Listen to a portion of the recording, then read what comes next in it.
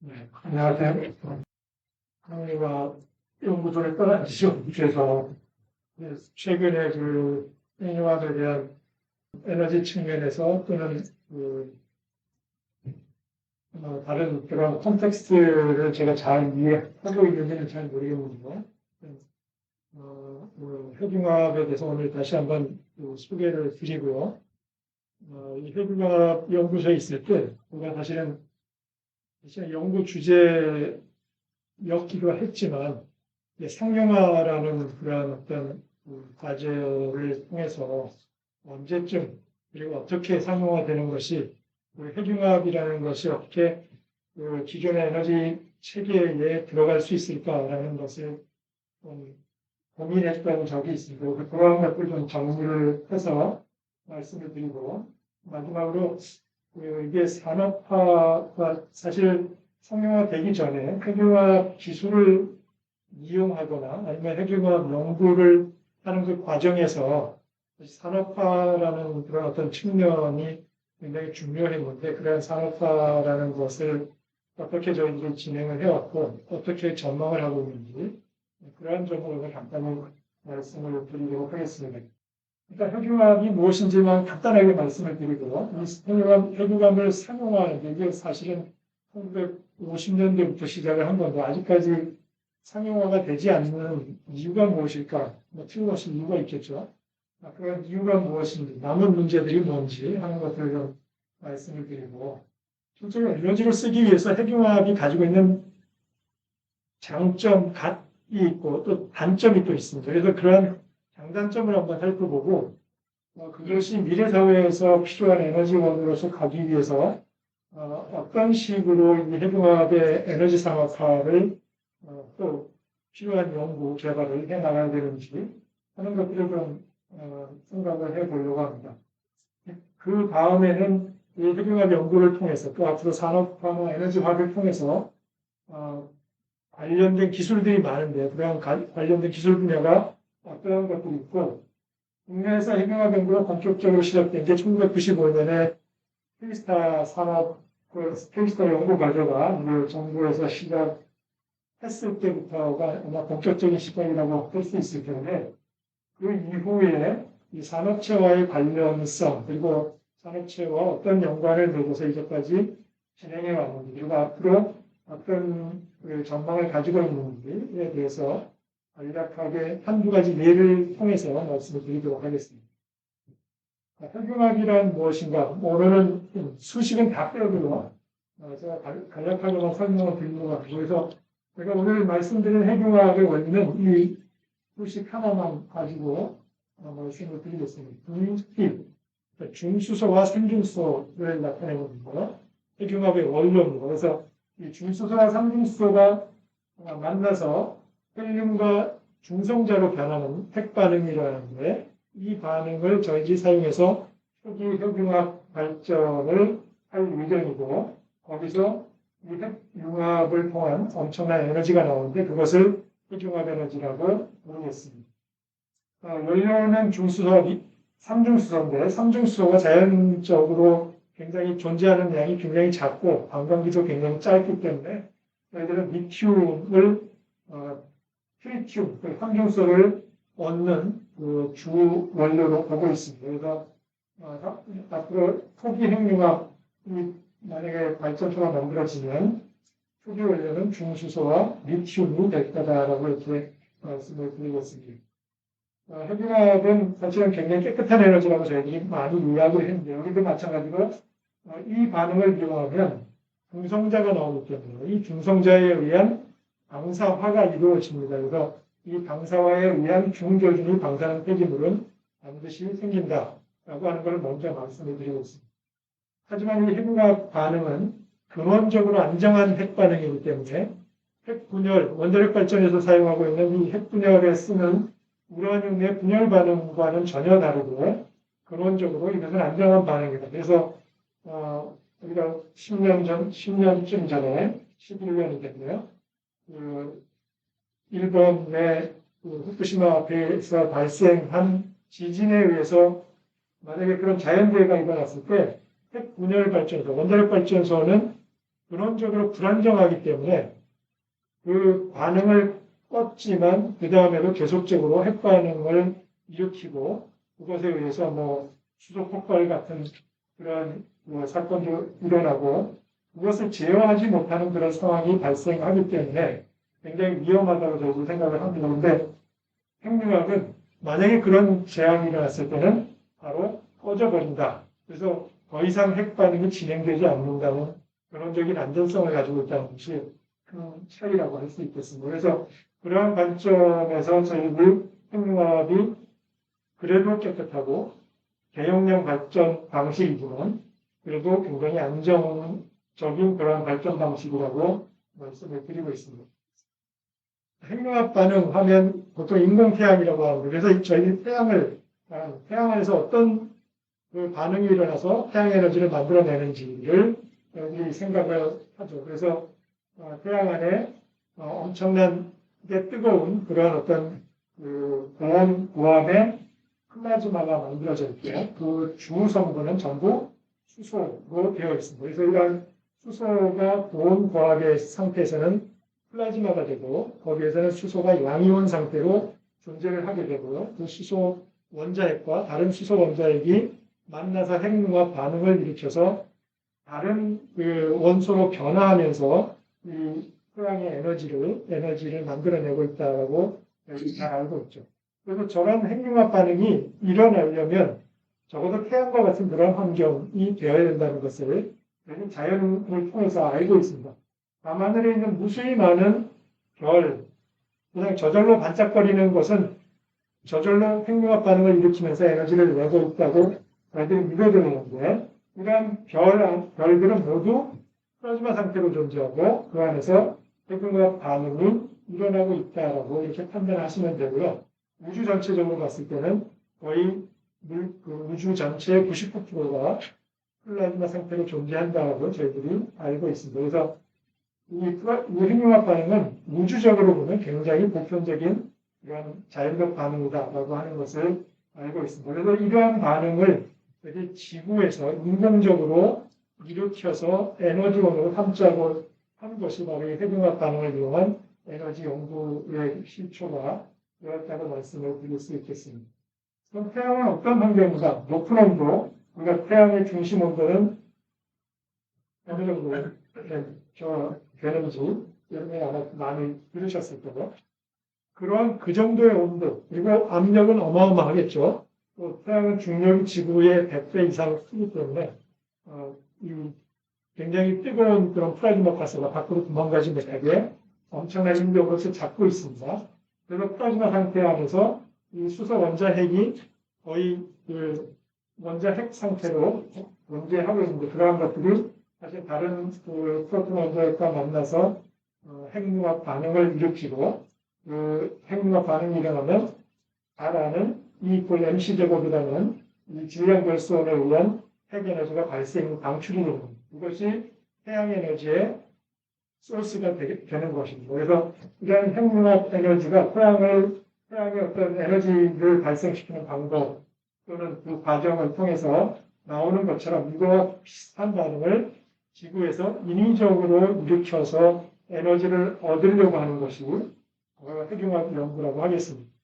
이것을 한꺼번에 벌써 터뜨려서 그 어마어마한 에너지를 실현한 것이 수소폭탄이라고 보시면 됩니다. 그래서 그것은 이미 1950년도에 실현을 시켰지만 그것을 안정적으로 제어하면서 인간이 평화적으로 이용할 수 있는 에너지원으로 만들려고 하는 것이 바로 핵융합 연구의 기본이 되겠습니다.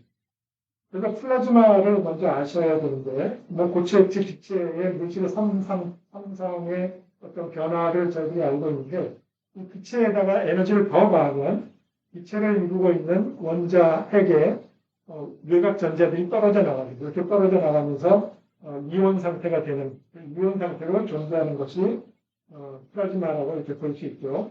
저렇게 돼야지 이온과 이온이 결합을 할 수 있습니다. 그래서 핵융합 반응이 일어날 수 있기 때문에 저희 플라즈마 상태가 우선적으로 만들어져야 되고 저 상태에서 핵융합 반응을 저희들이 일으킬 이런 준비가 되었다고 봅니다. 그래서 이런 플라즈마 상태를 먼저 만들고 이 플라즈마 상태에서 조금 더 핵융합 반응이 일어나기 쉬운 그런 조건을 만들어서 핵융합 그 반응을 일으키는 그런 연구를 하고 있습니다. 그래서 핵융합과 핵분열은 비슷한 그 핵 에너지를 똑같은 공식에서 핵 에너지를 얻는 그런 그 원리는 같지만 핵분열은 우라늄이라고 하는 굉장히 무거운 그런 원자 핵을 중성자가 때려서 그걸 깨트림으로써 전후 반응의 질량 결손에서 생성되는 핵 에너지를 얻는 것이 바로 핵분열 원자력 발전이죠. 핵융합은 가벼운 원자 핵 두 개가 만나서 무거운 원자 핵으로 변하면서 거기서 그 반응 전후의 질량 결손에 의한 핵 에너지를 얻는 것이 바로 핵융합 반응입니다. 그래서 똑같은 핵의 에너지를 얻어내는 그러한 반응이지만 하나는 분열 반응이고 하나는 융합 반응이다라는 것이 틀리고요. 이 핵분열과 핵융합의 어떤 그런 과정들을 보시면서 실제로 핵분열 반응에서는 저 깨진 그 프래그먼트라고 하는 거, 우라늄이 깨지면서 생기는 프래그먼트가 일정하지가 않습니다. 그래서 저것이 사실은 굉장히 우중의 방사능 물질이 만들어지기도 하기 때문에 원자력 발전에서는 고중위 방사능 폐기물이 쓰레기로 남게 되는 것이지만 핵융합 반응에서는 실제로 중수소와 함중소를 쓰면 실제로 헬륨과 중성자 하나가 튀어나옵니다. 그래서 이 중성자가 다른 물질을 때려서 방사화시키는 것, 그것이 중저준위 방사능 물질이 되는 것은 있지만 그런 물질에 대한 관리를 철저히 해서 그 준위를 굉장히 낮출 수 있는 가능성이 있고, 그 다음에 그 방사능 폐기물들은 실제로 어느 정도 일정 기간 그냥 저장만 해두면 다시 재사용 가능한 그런 폐기물들이다라고 이렇게 판단을 하기 때문에 핵분열과 융합의 방사화 측면에서의 차이점은 여기서 나타날 수 있다라고 봅니다. 그래서 이 핵융합을 지구상에서 인공적으로 만들어주기 위해서 반응 조건과 이것이 일어날 수 있는 반응로를 만들어줘야 됩니다. 그런데 태양과 같은 환경을 만들기 힘들기 때문에 인공적으로 태양과 같은 환경을 만들 수 있는 방법은 지구상에서 없고 대신 인위적으로 태양의 어떤 인력이 잡고 있는 그 엄청난 압력을 인위적으로 제공을 해줘야 됩니다. 그래서 그런 인위적으로 압력을 가하는 방법으로 실제로 우리가 사용하고 있는 것은 첫 번째가 자기장입니다. 이 자기장이 플라즈마는 전부 이온 상태고 전기를 띤 입자들이기 때문에 이 전기를 띤 입자를 제어하는데 자기장을 사용해서 제어를 하겠다는 것이 첫 번째 목표였고요. 두 번째는 레이저. 이 레이저를 굉장히 보충적으로 굉장히 작은 핵융합을 일으킬 수 있는 연료의 덩어리를 아주 고르게 레이저를 쪼여주면 이 레이저가 그 고르게 모여있는 연료의 바깥 부분을 엄청나게 이렇게 팽창시키면서 대신 그 팽창의 반대 방향으로 엄청난 또 압축력이 생깁니다. 그래서 그렇게 핵융합이 일어날 수 있는 조건을 만들어줄 수 있기 때문에 바로 그런 레이저를 이용한 반응 조건을 만드는 방법, 이 두 가지가 청행학의 처음에 연구 주제로 나타났습니다. 그래서 그 두 가지 길로 이 반응로 만드는 기술은 개발이 됐고요. 지금 현재는 자기장을 이용한 방법이 조금 더 앞서 있어서 조금 이따가 말씀드리는 그러한 반응로들이 나타나기 시작합니다. 원료는 중수소를 쓴다고 했는데 중수소는 바다에 어마어마한 양이 있어서 사실은 무한한 연료라고 저들이 이야기하고 있는 것이 그거고요. 리튬에서 삼중수소를 만들어내기 때문에 리튬이 어느 정도 있는 거예요. 요즘에는 이 연료 전지나 뭐 이런 전기차 이런 데 리튬의 수요가 굉장히 많지만 여전히 지구상에 있는 리튬만 가지고 지금 현재는 1000년 이상 쓸 수 있는 그런 분량이 있다. 그런데 바닷물에서 리튬을 채취하는 그런 기술도 앞으로 만들어지면 실제로 리튬도 거의 무한한 양이다라고 저기 생각을 하고 있습니다. 그래서 자기장을 이용하는 방법은 실제로 자기장을 걸었을 때 전기를 띤 입자가 자기장의 주위를 원운동으로 하면서 닫혀진다는 그러한 원리, 모렌치의 원리입니다. 그래서 이 원리를 이용해서 실제 자기장으로 플라즈마를 컨트롤하는 거죠. 그래서 멀리 못 가기 때문에 더 작은 궤도를 보는 원자핵들이 일정한 구간에 잘 갇혀 있도록 저희들이 컨트롤만 할 수 있으면 언젠가는 서로 부딪혀서 핵융합 반응을 일으킬 것이다 라고 판단을 해서 자기장으로, 굉장히 강력한 자기장으로 이 플라즈마를 컨트롤하는 방법을 처음에 고안을 하게 되고 여러 가지 종류의 자기장을 이용한 반응로를 구상을 하게 됩니다. 그 중에 가장 성공적인 게 어떤 거냐면 실제로 페이스타와 같은 푸카막이라는 장치입니다. 그래서 이 푸카막이라는 장치가 저 안에 보이는 그 큰 장치 안에 굉장히 강력한 전자석을 설치를 하고 그 전자석이 뺑글로 도넛 모양으로 둘러싸져 있어서 이 도넛 모양의 안쪽에 진공 용기를 놓고 그 안에 플라즈마를 가둬서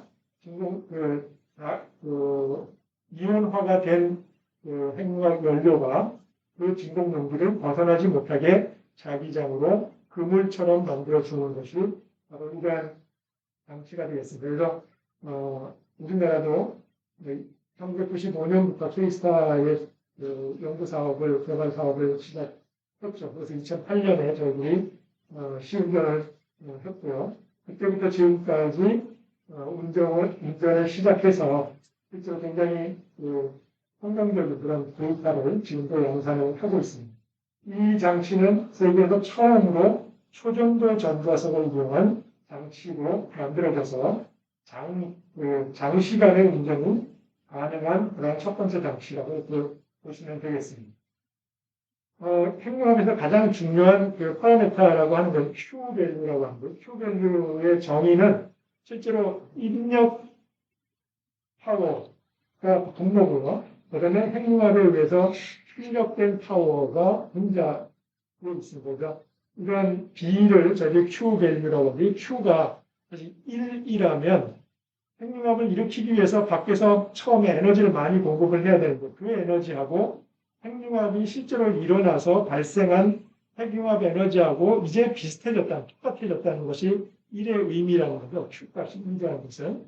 그래서 Q값이 1이 되는 것이 굉장히 중요했는데 1968년에 러시아에서 처음 만든 포카막 장치 T3, 왼쪽 아래쪽에 보이는 이 T3라는 장치가 저 아래쪽에 있습니다. 그 당시에 Q값이 1%도 안 됐죠. 거의 0.23% 정도 수준에 머물렀고 그 의미는 실제로 핵융합 반응 에너지 저만큼을 얻기 위해서 약 10,000배, 10만 배 이상의 그러한 에너지를 밖에서 부어야지만 핵융합 반응이 조금 일어난다라는 그런 의미가 되겠습니다. 그래서 1이라는 것을 오른쪽 위에 보시면 1이라는 것을 이제 달성하는 장치들이 전 세계적으로 몇 개가 보이기 시작합니다. 케이스타는 Q 값이 0.3 정도 됩니다. 장치가 작기 때문에 0.3 정도가 되지만 여기에 표시되지 않은 저 0.3이라는 Q 값을 얼마나 오랫동안 유지하느냐라는 측면에서는 지금 현재는 세계 신기록을 가지고 있는 거죠. 앞으로 핵융합을 에너지로 이용하기 위해서 발전소에서는 Q값이 어느 정도 되어야 됩니다. 지금 현재 우리가 볼 때는 약 30에서 50 정도를 보고 있습니다. 그러니까 들어간 에너지보다 적어도 30배 내지 50배 에너지를 핵융합 에너지로 발생시켜야지 발전소로서 쓸모 있는 그러한 것이 되겠다. 그것이 제일 위에 있는 파란색 원이고요. 그것을 달성하는 목적으로 지금 만들어지고 있는 장치가 윈터라는 장치입니다. 이거는 세계 7개의 나라가 지금 모여서 이 거대한 장치를 만들고 있고, 지금 건설비는 거의 천문학적 수준이라 제가 좀 기억을 못합니다. 하도 계속 올라가서.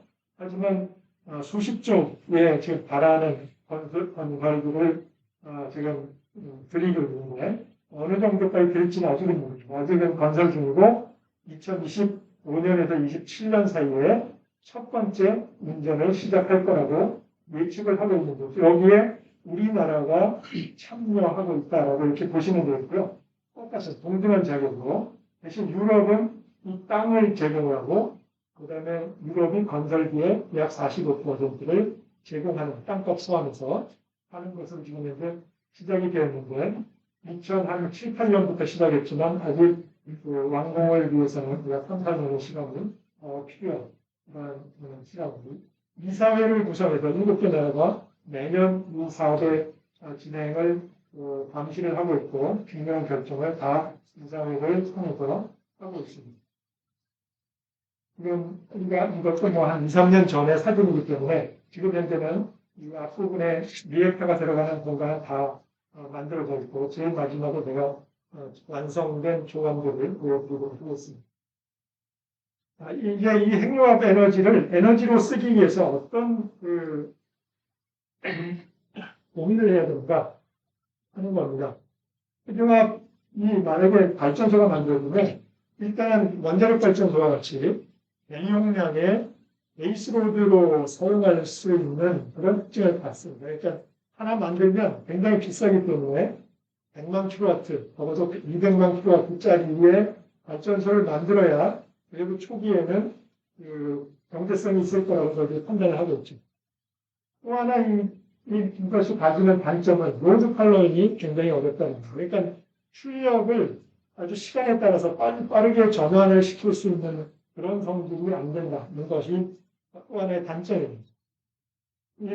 앞으로 미래 시대는 또 분산전원 시대라고 하는데 이 분산전원 시대에 그럼 이런 대용량의 전원이 가지는 어떤 역할이 있을까 하는 것을 우리가 찾아야지 사회가 핵융합을 요구할 거라고 판단을 하고 있고 앞으로 탈탄소 시대가 온다고 하는데 이 탈탄소 시대와 조화롭게 이것이 시장에 들어가기 위해서 어떤 측면의 R&D가 더 필요한가 하는 것도 고민 중에 하나라고 할 수 있습니다. 그래서 글로벌 에너지의 정책 이슈들을 저희들이 고민도 많이 했습니다. 그래서 차세대 에너지원이 어떤 성질을, 어떤 특징을 가져야 되는가 하는 것들을 이렇게 생각을 했었고 4차 산업혁명이 일어나면 또 에너지의 어떤 수요가 굉장히 달라질 텐데 어떤 형태의 에너지를 이 4차 산업혁명이 일어나면 이 시대에는 요구할까 하는 것들을 저희들이 또 고민을 했습니다. 근데 단순한 4차 산업혁명은 대부분은 에너지는 리뉴어블로 써야 된다라고 이야기하고 리뉴어블과 에너지 스토리지가 꼭 필요한 그런 에너지 형태다라고 이야기했지만 여전히 리뉴어블만으로는 안 된다는 생각 또는 언젠간 저 시대로 가겠지만 그 중간 단계에는 이런 대용량 전원 장치들이 필요한 그런 때가 상당 기간 계속될 거다라고 생각을 하고 있는 겁니다. 그래서 그러한 것에 맞춰서 저희들이 이러한 연구를 진행을 해보려고 합니다. 그래서 틀림없이 앞으로는 이 탈탄소는 틀림없는 사실이기 때문에 어떻게 하면 탄소를 줄일 수 있는, 저감할 수 있는 에너지원이 가능할까. 그래서 지금 화석연료를 쓰는 그런 화력발전은 틀림없이 점점 도태될 텐데 화력발전을 담당하고 있는 이 빠른 로드 팔로잉 하는 그런 역할은 그럼 어떻게 하면 이것을 대체할 수 있는 에너지원을 찾아낼 수 있을까 하는 것도 남은 숙제가 될 것 같습니다. 그러한 측면에서 그런 그 에너지를 만들어내는 것뿐만 아니라 이것을 공급하고 분배하는 그런 방식에 대해서도 많은 연구가 필요하고 미래에는 그런 저런 어떤 형태의 마이크로그리드 또는 스마트 그리드 이러한 그리드 시스템의 큰 변화도 틀림없이 올 거다라고 하는 것을 저희는 이제 예측을 할 수 있죠. 디지타이제이션 틀림없는 사실입니다. 그래서 굉장히 많은 그러한 장치들이 서로 네트워크로 연결되는 그런 시대가 이미 2020년에 일어나고 있고요. 중앙에서 지방으로, 지역으로 분산시켜지는 이런 센트럴라이제이션에서 앞으로는 탈중앙화라는 그런 것이 틀림없이 생긴다. 그래서 디스트리뷰트 시스템으로 전환할 거라는 것도 틀림없는 사실이에요. 그래서 이제까지는 발전소가 한 곳에 집약해서 만들어 놓고 거기서부터 전국 각지에 거대한 송전선로를 따라서 일방적으로 공급하는 그러한 시스템에서 이제는 지역마다 자기 자체가 소모하는 그런 에너지를 스스로 만들어낼 수도 있고, 모자라는 것은 밖에서 받아올 수도 있는 그런 양방향의 그런 그리드 스트럭처가 만들어져야 된다고 예측을 하고 있습니다. 그래서 이러한 어떤 형태가 사실은 저희들이 고민을 해야 되는 그런 형태가 되지 않을까라고 생각합니다. 제주도에 이미 스마트 그리드에 대한 실정 단지도 있지만 이런 그리드 시스템의 모더니제이션이 틀림없이 지금 일어나고 있고 이것이 앞으로 어떤 방향으로 변화될지 하는 것이 이 에너지 산업에서 굉장히 중요한 문제가 되겠고요. 그런 어떤 컨텍스트 안에 이 핵융합이 가지고 있는 그 에너지의 특징, 청정, 무한, 안전에너지 이런 것을 언제든지 요구할 텐데 고효율 에너지 밀도가 굉장히 높은 이러한 것들이 실제로 4차 산업혁명 사회가 원하는 에너지 조건, 분산형 에너지가 필요하고 프로시모, 양방향 에너지 시스템을 원하는 이런 4차 산업혁명 사회가 원할 것인가 하는 것도 저희들이 고민을 해야 된다는 것이죠. 그래서 이런 측면에서 핵융합의 기회가 없을까. 이제는 핵융합은 원자력 발전처럼 대용량 대용량 전환 장치고 이것은 앞으로 분산형 시스템을 원하는 사회에서는 필요 없다. 더 이상 이렇게 해서 도태가 될 것인지 아니면 그러한 사회에서라도 이런 대용량의 발전소가 할 수 있는 그런 역할들이 여전히 남아있을까 하는 것들에 대한 고민을 저희들이 했었는데 그 고민을 해결할 수 있는 한 가지 팁이 바로 이 플렉서빌리티. 플렉서빌리티는 뭐냐면 잘 아시겠지만 전기는 사실 담아두기가 굉장히 어려워서 사실 전력거래소라는 그 기관이 있는 것처럼 매 순간 필요한 디맨드에 딱 맞는 서플라이를 그 매치를 시켜주지 않으면 안 되는 그런 시스템이라는 거죠. 그래서 늘 전기에 필요한 부하가 얼마인지를 정확하게 계산을 하고 아주 정밀하게 저걸 컨트롤을 해줘야 되는데 실제로 신재생 에너지가 아직까지는 여기에 못 미친다는 겁니다. 그래서 신재생 에너지만으로 했을 때는 제일 위에 있는 부하 곡선에 못 미치도록 지금 공급하는 그런 시뮬레이션도 해봤는데 실질적인 데이터를 가지고 한번 보면 실제로 이것은 독일의 2010년대쯤에 1년 동안에 독일 전체의 에너지 부하물, 전기 에너지 부하물에 저렇게 매일같이 변하는 그런 것이 1년을 계속 한다는 겁니다. 그것이 그 계절별로도 좀 변화하고 있고 독일은 겨울에 에너지 수요가 많고 여름에 에너지 수요가 주는 것을 볼 수 있고 제일 오른쪽에 아마 크리스마스 때는 훨씬 더 줄어드는 것을 볼 수 있습니다. 그래서 우리나라는 어떤지를 찾아봤는데 우리나라 전력 사용량, 1년 전력 사용량이 이렇게 변한다라고 하는 걸 보실 수 있습니다. 우리나라는 다운픽이 두 개가 있는데 하나는 설날이고 하나는 추석 때이고 그러니까 설날과 추석은 저렇게 전기를 쓰지 않는 그런 기간이 확실하게 보이고요. 나머지는 뭐 비슷하게 이렇게 변하지만 우리나라는 겨울과 여름이 쓰는 에너지 양이 거의 비슷하다라는 것도 하나의 특징이 되겠습니다. 어쨌든 이 수요를 맞춰주기 위해서 발전 시스템을 다 가동시켜야 되고 문제는 저것을 그냥 오버해서 공급을 해도 안 되고 모자라게 해서도 안 된다는 겁니다. 정확하게 이것을 매치시켜주는 전력거래소가 꼭 필요합니다. 그래서 하루를 보면 로드가 이런 식으로 바뀌는데 아침 6시 부분이 제일 낮고 저녁 6시 부분은 가장 높은 것을 좀 보여주는데 저것을 제대로 공급해 주는 것이 서플라이 측면에서 필수적으로 해야 되는 그러한 일입니다. 이것을 하는 여러 가지 방법이 있지만 이제까지는 저 중에서 제일 미니멈을 저것은 24시간, 1년 내내 필요한 전력량이기 때문에 저것을 기저전력원으로 일단 먼저 공급을 하고요. 그 다음에 위에 그 들쭉날쭉하게 변하는 부분은 로드를 빨리 이렇게 따라갈 수 있는 발전소. 그러니까 지금 현재는 화력발전소. 석탄이든 가스를 쓰는 화력발전소를 통해서 저 로드를 따라가면서 전력을 공급을 했던 것이 이제까지 일반적인 방법이었는데 저것을 만약에 기저전력을 앞으로 쓰지 않겠다. 탈원전 그리고 탈화력발전소가 되면 전부 이것을 신재생으로 해야 되는데 그렇게 하면 신재생으로는 기저전력원을 만들 수가 없기 때문에 신재생으로 지금 실제로 저 로드를 팔로우 하는데 굉장한 어려움이 있다는 거죠. 그래서 그 어려움을, 얼마나 어려움이 있는지를 지금 여러 가지 측면에서 분석을 한 자료들입니다. 1년을 지금 로드를 그냥 선으로 그리면 이런 선으로 한 줄로 그립니다. 왼쪽 그래프를, 오른쪽 그래프를 왼쪽으로 컴퓨터를 시킨 거죠. 저 말은 무슨 말이냐면 1년 내내 필요한 전력은 제일 오른쪽에 있는 점입니다. 그게 가장 낮은 지점이고요. 하지만 1년에 딱 한 번만 필요한 피크 전력은 제일 왼쪽에 있는 점입니다. 그러니까 1년에 이 피크 전력은 딱 한순간만 딱 필요한 거죠. 그러니까 그 순간에만 저 전력을 딱 공급하면 그 다음에는 저 전력이 필요가 없는데 실제로 저걸 공급하기 위해서 발전 시스템이 준비가 되어 있어야 한다는 것을 이야기를 합니다. 그래서 그런 것으로 이제 이 로드 커브를 저희들이 그려보면 저걸 신재생 에너지만으로 감당을 시킬 수 있는가 없는가를 판단을 또 해줘야 됩니다. 그래서 그런 특징을 가지고 했을 경우에 신재생 에너지가 아직까지는 태양광이나 풍력만으로는 저거를 정확하게 커버를 못하기 때문에 반드시 에너지 스토리지가 필요하다는 겁니다.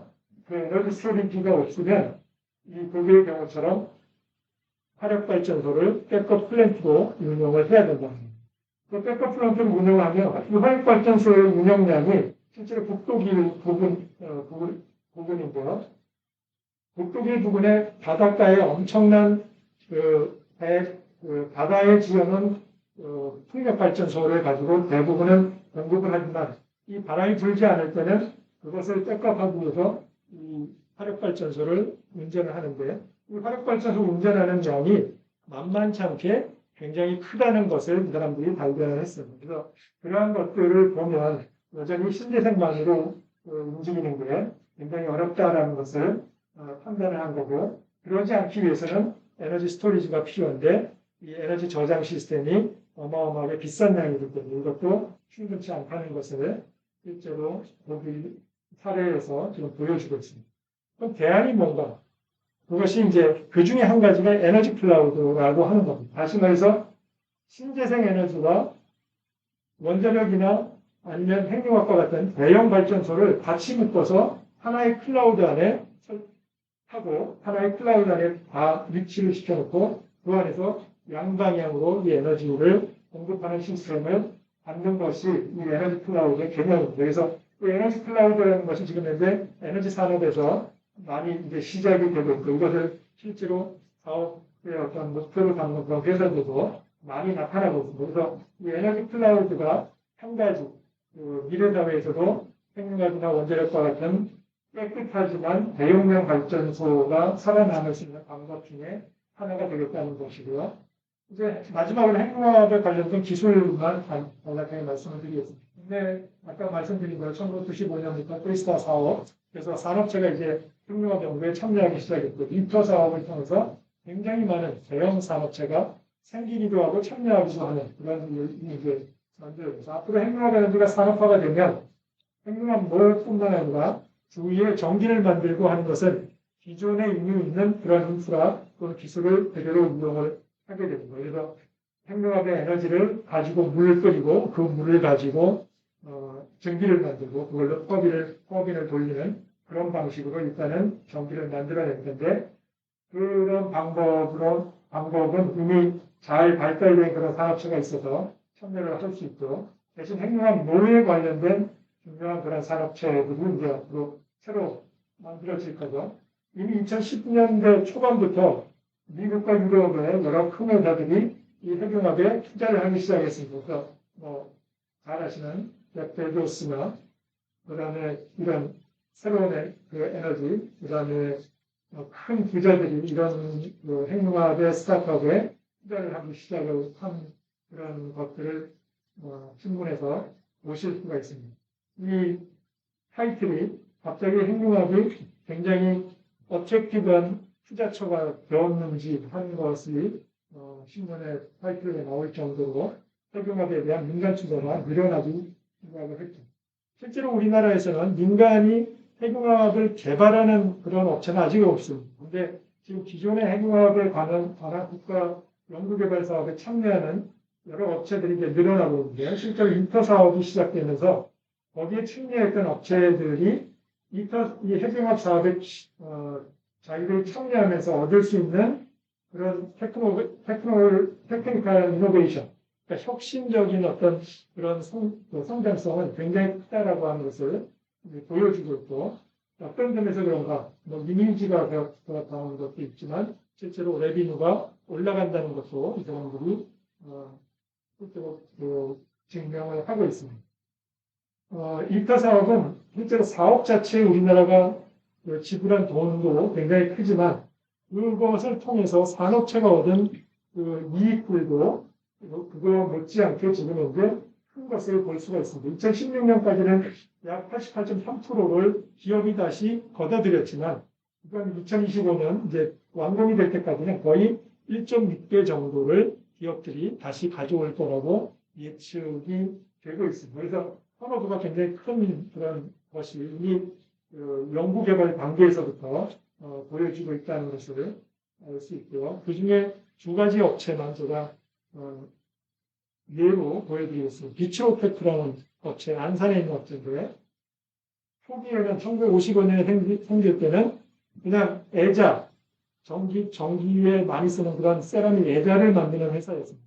이 애자를 만드는 회사이기 때문에 세라믹을 전기랑 이렇게 붙이는 접합 기술 하나만 가지고 약 40년을 살다가 1997년에 저 오른쪽에 보이는 저런 장치, 세라믹 윈도우하고 우리 파이프를 붙이는 그 연구개발 사업, 포항가속기 연구소에 있을 때 제가 저것을 비츠로테크 그 옛날 이름 경명 기전에 부탁을 한 걸로 이제 잘 만들어 왔습니다. 저 때부터 이 업체가 국가연구개발 사업에 참여하기 시작합니다. 그래서 지금은 가속기, 핵융합, 그 다음에 항공우주 모든 분야에 이 업체가 지금 참여하고 있습니다. 그래서 굉장히 첨단 업체, 기업체라는 그런 브랜드 이미지를 확보하고 실제로 뭐 하늘로 올라가는 로켓의 엔진 부품도 여기서 만드는 것을 여기 볼 수가 있습니다. 가속기에 굉장히 중요한 컴포넌트는 이미 다 국산화해 있고 제가 지금 있는 중형 가속기의 초전도 가속 모듈도 전부 다 이 회사에서 만들었습니다. 그래서 그런 업체도 저희들이 새로 만들고 발굴할 수 있고 그런 것들을 이 업체를 통해서 볼 수 있습니다. 레비뉴는 지금 현재는 거의 5천억 이상으로 발생을 하고 있습니다. 또 한 업체는 아원시스라는 업체입니다. 여러분 혹시 들어보셨을지 모르겠지만 1996년에 K스타를 시작할 때 K스타의 전자석의 파워 서플라이를 만드는 굉장히 작은 회사였는데 그 파워 서플라이가 워낙 잘 만들어서 굉장히 많은 세계의 연구소들이 그것을 필요로 하기 시작을 했고요. 지금은 그 파워 서플라이 때문에 우리나라의 전동차의 파워 서플라이 등록하기 시작했고 그 다음에 KTX의 분산전원의 파워 서플라이도 만들어서 공급을 하기 시작했습니다. 그러더니 아예 전동차를 만드는 회사를 따로 세웠습니다. 그래서 지금은 서울의 3호선이나 5호선의 전동차를 공급하는 회사가 되었죠. 그래서 이런 토탈 레비뉴가 처음에 굉장히 미미했지만 지금은 전동차를 만들고 그것을 수출까지 하면서 굉장히 큰 회사로 이렇게 발전하는 것을 볼 수 있습니다. 그래서 연구개발 사업에 참여하는 업체가 그 연구개발 사업을 통해서 자기들이 획득한 그런 기술로 이렇게 큰 중견기업이 되는 그런 과정을 성공적으로 보여준 두 가지 사례를 제가 지금 보여드리는데 이런 업체들이 핵융합을 통해서 약 100여 개의 업체가 지금 현재 참여하고 있고 그 업체들이 어떤 컨소시엄 또는 그 핵융합 그리고 가속기 진흥 기술 진흥 협회라는 것을 만들어서 이걸 사단법인을 지금 만들어서 이런 일들 인포메이션을 공유하고 사업에 공동으로 참여하고 하는 이러한 일들을 지금 현재 진행하고 있습니다. 그래서 그러한 측면에서도 이 핵융합이나 또는 가속기 같은 내용연구 사업들이 기여하는 바가 있다라고 이렇게 말씀을 드릴 수 있겠습니다. 그럼 언제 핵융합이 정말 가능할까? 여기에 대해서는 제가 이 러시아의 아카데미션 아치모비치가 1973년에 한 말입니다. 뒤에 있는 배경사진은 위터의 완성 조각본인데 아마 2025년쯤 이런 모습이 될 거라고 지금 생각이 되는데요. 핵융합 발전이 가능한 때 아치모비치는 사회가 원할 때 언제든지 가능할 것이다 라고 얘기를 합니다. 우리 사회가 원하는 에너지가 어떤 형태인가 하는 것이 디파인이 되면 핵융합은 기술적으로 그것을 뒷받침할 바탕이 되어 있다라는 그런 뜻이라고 저희들은 생각을 합니다. 네, 오늘 간단하게 주소 없이 이렇게 말씀을 드렸습니다. 감사합니다.